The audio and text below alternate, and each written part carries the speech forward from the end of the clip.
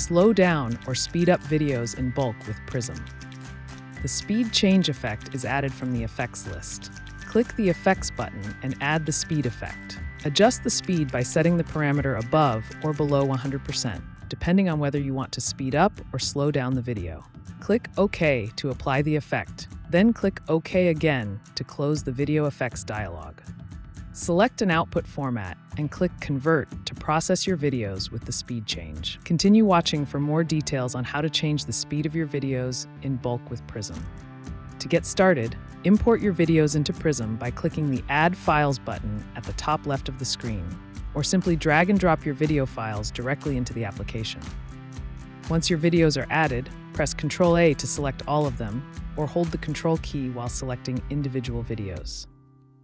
Next, click the Effects button at the bottom of the screen to open the Video Effects dialog.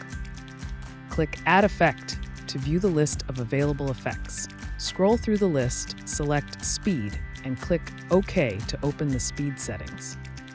In the Speed dialog, you'll find the Speed parameter, which allows you to adjust the playback speed of your video.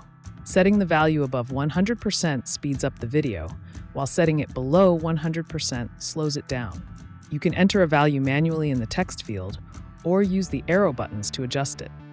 To preview the speed changes, use the play controls on the right side of the Video Effects dialog. If you want to revert to the original speed, click Restore Defaults to reset the settings.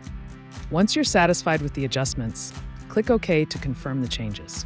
The speed effect will now appear in the effect list with the applied settings. To finalize everything, click OK to close the Video Effects dialog. Your speed adjustment, along with any other edits, is now ready to be processed. Finally, select an output format and click Convert to begin processing the videos. Prism will apply the speed change and convert the videos accordingly. Once the conversion is complete, you can access the final videos by clicking Open Output folder.